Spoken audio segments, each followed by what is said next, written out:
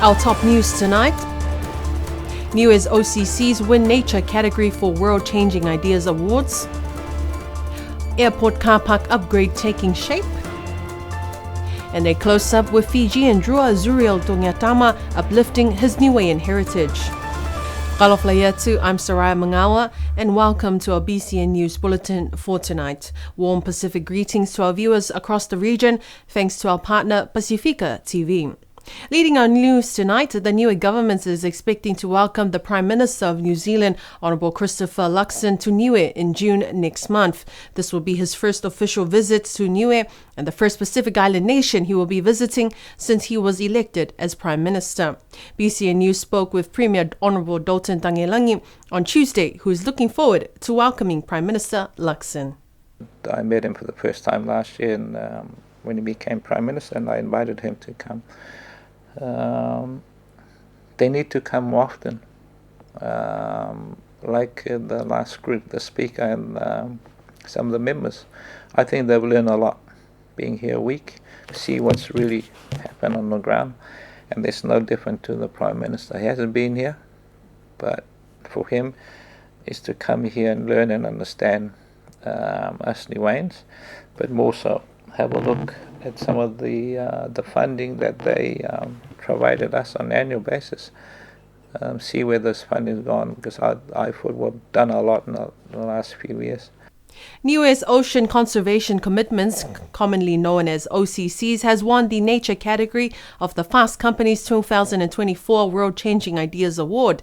This was confirmed and announced on Tuesday evening, marking a historical point for Niue's OCCs and Conservation International. Here's more on this story. Ocean Conservation Commitments, OCCs, is an innovative financing mechanism that helps fund the protection of 1 square kilometre of Niue's ocean waters for 20 years, as well as leverage the development of Niue's broader climate-resilient natural environment and blue economy. The OCCs is facilitated under the Niue Ocean Wide Now, which is Niue's first public-private partnership between the government of Niue and local non-profit organisation Tofia Niue. Premier Dalton Tangelangi congratulated the team for a groundbreaking achievement. Congratulations to the team. I'm very proud of them to know that it's our very own concept that now has been recognized worldwide. So it's a lot. It's a few people that started the journey as conservation efforts from 2015. The Honourable Billy Talagi was the Minister for Natural Resource, working with Josie and Brendan and Coral and all others that came to support us. But that led on to the concept itself as for the Ocean Conservation Credit. But then we realised we're not going to credit anyone, but then they changed the commitments. But yeah, I'm happy to be part of that journey. In an interview with the Niue Ocean Wide President Coral Pasisi, she says that they have raised a total of $7.5 million of sponsorships for OCCs. We've raised close to $7.5 million already, which is about 17% of the OCCs available for sale. So every OCC represents 1 square kilometre of ocean in Niue Moana Mahu, our big protected area, because we have 127,000 OCCs for sale. That first investment is already covered, and we're only part way into the first year, which is fantastic. Coral says that now has been deeply supported by Conservation International for the development and launch of the OCCs. So what this does, I think, through the nature category of the Fast Company Global Award, is really provide an opportunity for financing and leveraging the type of support from many different stakeholders for ocean conservation. And ocean conservation that is reinvesting in the communities that are supporting that, right? Because we never want to lock up resources just for the sake of it and not support the communities that are dependent on those resources. So what we've done in this approach is leverage the financing through the sale of OCCs or the sponsorship of OCCs, and then we're reinvesting those funds for the ongoing costs of maintaining that protection as well as the funding that's necessary to raise the next generation of Niue and ocean leaders, right? So scholarships for our children in school, incorporating the blue economy and understanding the importance of the ocean into the curricula, supporting the private sector and de-risking their ability to continue to operate in the ocean space when we are getting increased impacts of climate change. According to Blue Nature Alliance Regional Officer Mael Imirizardu, this is a really big deal as there is only one winner per category. This is the very first time they have won a category. Carl also shared her thoughts on the impact of OCCs on a global level, referring to its achievements in winning the nature category. Earlier this month, the Whanoi Kipule had passed the second reading of the 4 Constitution Amendment bills. This has resulted in a stand-down period of 13 weeks for public consultations before the bills are returned to the Whanoi Kipule for its third and final reading. If members of Parliament agree and pass the third reading, the bills will then go to the people through a referendum, giving the people the opportunity to vote and decide on the amendment bills. Premier Honourable Dalton Tangelangi explains more. Our job is to ensure that that gets to the people. They're the one that will have a final say, and that will only will come into effect once the speaker will sign off on it. But yeah, I think the whole idea, what we're trying to do here, is get it to the people. Premier Tangelangi says that if the people agree and vote on the Constitution Amendment bills, it will come into effect immediately. The airport car park upgrade is almost in full completion, with a few more details to add on, such as the concrete barriers. The car park is already in its full effect, allowing road users to familiarize themselves with the new car park changes. Here's Marisa Takala with more on this story. Niue Police Chief Timothy Wilson has provided an update on the upgraded airport car park. Wilson says the car park is looking great and a good improvement to what was there before. As you can see, the car park is looking great. It's no more like some of our interior roads where there's potholes everywhere, and it's nice and clean and not muddy. So it's a good improvement to what we had before. There are some changes in how people would use the car park. From before, you can see here there's a safety barrier, a buffer between the building and the white lines, which is the white lines, the big boxes are now the drop-off and loading zones. We ask people, it doesn't mean that if somebody's coming off the plane that you come and park here in the morning and wait for your family member or friend to come off the plane. That's just for when they've come out of the airport already and they have all their bags and you need to load them quickly and go. Chief Wilson also advised the public to follow the arrows when entering the airport and hopes the new car park upgrade will make the airport more safer and cleaner. You can see that the car park is well marked with arrows, so we ask the public just to follow the arrows. So there's one way that goes up and then you turn around and come back one way. We can see there's plenty of car parks here. There's also arrows showing which way to drive down the lanes of the car park so that you can get into the angled parking efficiently. Meanwhile, Downer project manager Greg Smart has confirmed that the car park upgrade has been completed with only a few concrete barriers to be laid. He also confirmed that there will be a social media awareness to inform the public on how the arrows at the airport will be used. The full completion of the airport upgrade will take another 4 months. Marisa Takala, BCN News.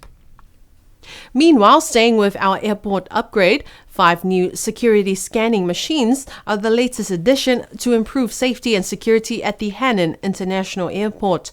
Niue Police Chief Timothy Wilson says the machine is the first of its kind in the Pacific and was built specifically for Niue. The 5 machines were brought in from Europe that included 2 X-ray scanners for the check-in area, 1 for bags and 1 for oversized bags, and 3 ion trace detection devices scanners that will test for explosive and drugs. Principal Advisor for Aviation Security in the Pacific Islands, Athel Glover, shared more on the training his 4-member team had with the Niue Police Department this week.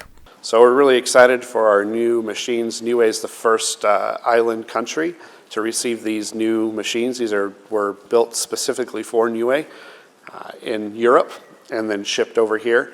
We'd like to thank Civil Aviation New Zealand and MFAT for this project and for paying for the machines. It's up almost $1 million worth of equipment that arrived on this last boat that's being installed currently.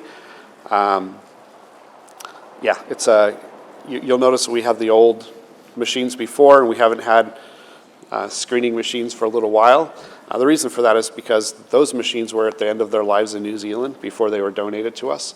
And then we used them for a good number of years here, but they became so old that we can't find parts and keep maintaining them. So these machines were important for us to be able to maintain the security of the airport and the planes and the passengers. A handing over ceremony was held this afternoon at the airport, attended by the Minister of Infrastructure, Crossley Tatui, and other cabinet ministers and various stakeholders.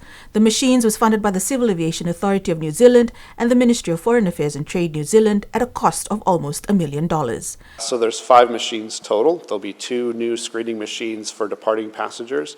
There's 2 new machines in the check-in area, one for bags and one for oversized baggage cargo items, and then we have the one for the biosecurity for arrival side. Also with those is 3 ion scanners. The ion scanners, we can swab the bags. They'll test for explosives and for drugs. A team from New Zealand's Pule Pacifica Evaluation and Review Pacific were on the island last week, meeting with key stakeholders from the Education Department. Pule Pacifica's director, Violet Stevenson, spoke with BCN News, who spoke more about their visit. The Education Review Office, or ERO, is the New Zealand government department that evaluates and reports on the education and care of students in schools and early childhood services. Pule Pacifica Director, Evaluation and Review Pacific, Violet Stevenson, shares more on this. The Education Review Office in New Zealand is the evaluation arm for the government. So what we do is we evaluate the quality of education from early childhood right through to secondary. And we do that right across the country. We're a national team. And so we have review officers and evaluation partners that go into those schools on a regular cycle and review the quality out there, and we publish we make our reports public. Stevenson also spoke about the purpose of their visit to Niue this time around, as the team's last visit was in 2015. She said they have been brought in again upon the invitation of the Niue government to review the previous 2016 report and have met with students, teachers and parents from the various education levels. We were invited by the Niue government to come back and pretty much have a look at where things are now from that 2016 report. So we've come in with a team of 4 and we've spent about 10 days on island, and we've been to all the early learning providers, that is the playgroups, creation, ECE. We've been into the primary school and the secondary school, including intermediate, and we've talked with people, we've talked with leaders, parents, students, observed in classrooms, and we've got, we're forming a picture around what it looks like here for Niue learners.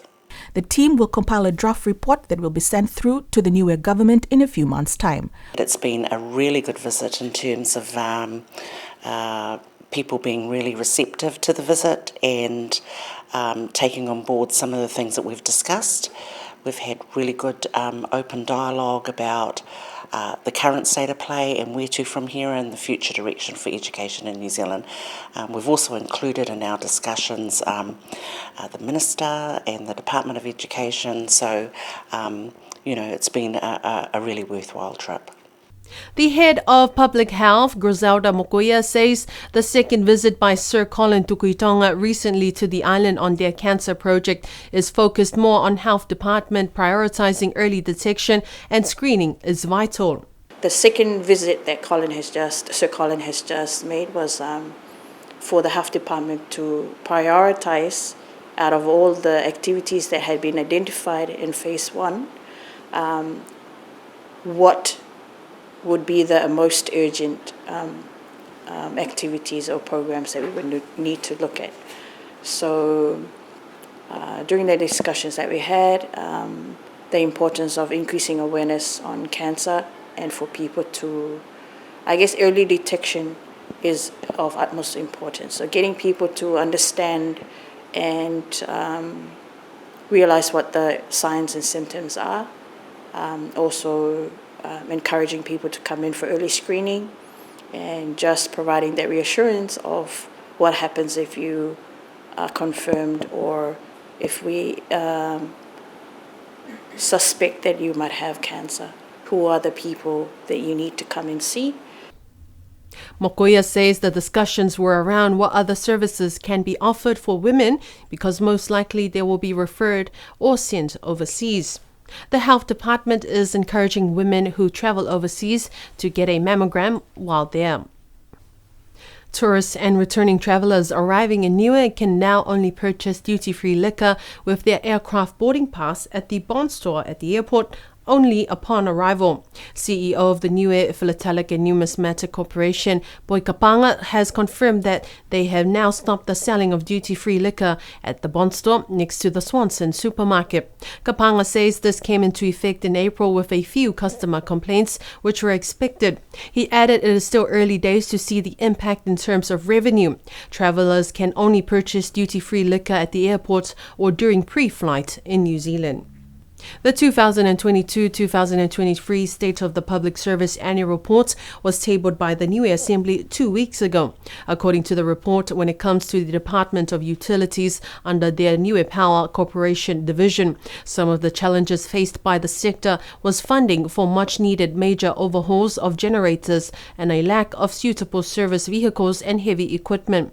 However, one of the sector's achievements was the local technicians managed to keep the old station in operation while the new power station was being completed and the procurement of parts and equipment for the completion of the new power station.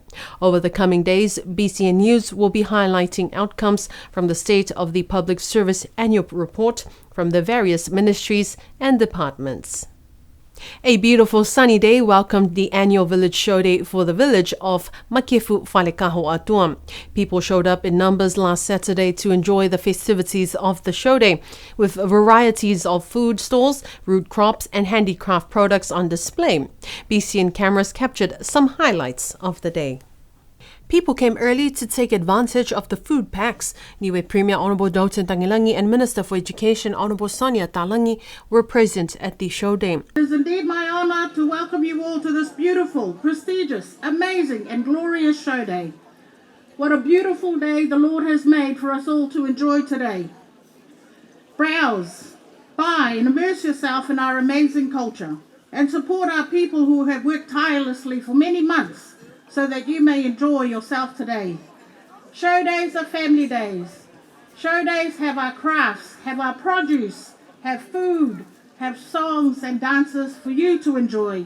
And as it's always been said in Niue, for our visitors who are here today, thank you so much for coming to support this beautiful day. It's so good to see you all walking around drinking coconuts and buying our food. Enjoy it. You come as a visitor and you'll leave as a friend. Chairperson of the Makefu Village Council, Etaena Poihanga, thanked the community and the government for all the help and support. The much-anticipated Unga race was also held with primary and high school students taking part and a category open to all. Other activities for the day included the traditional Tasika, Olofoniu and performances. The next scheduled show day will be in the village of Hakupu in June next month. And finally, tonight we are introducing a special segment featuring our local people doing extraordinary things in our communities and abroad. Tonight we are featuring Fijian drawer star Zuriel Tongiatama. The New Zealand-born Niuean Fijian has paternal links to the village of Makefu and Avasele. In an exclusive interview with BCN News, Zuriel shares his rugby journey and those that have supported him along the way. Never forgetting where you come from and always representing your roots is a privilege that Fijian drawer hooker Zuriel Tongiatama holds very dear. The Niuean Fijian rugby player, in an exclusive interview via Zoom from Perth last week, shares on how his rugby career began while growing up in South Auckland. I'm Niuean Fijian, born and raised in New Zealand, South Auckland. My dad's Niuean, full Niuean, from the villages of Makefu and Avasele. And my mom is full Fijian with maternal links to Bua and Laos. Right, and just probably where you your school, like where did you what school did you attend? Oh, right. Yeah, so I went to Wesley College from 2012 to 2016. Man, it seems like such a long time ago now. But yeah, proud always a college boy. During my time there, the Fijian community wasn't that big, so I hung around a lot of Tongans and Samoans. Yeah, not many Niueans either. But yeah, and I've played most of my rugby there. Oh yeah, that's where I pretty much started playing rugby was from there. Yeah. All right. And when did your rugby career begin? So my professional career started in 2019 when I received my first development contract with the county's Monaco Steelers. And then I was fortunate enough to debut in 2020. I played all 10 games, which was quite a blessing for me, especially given that year it was COVID year. So I was quite lucky to still be just playing the game that I love.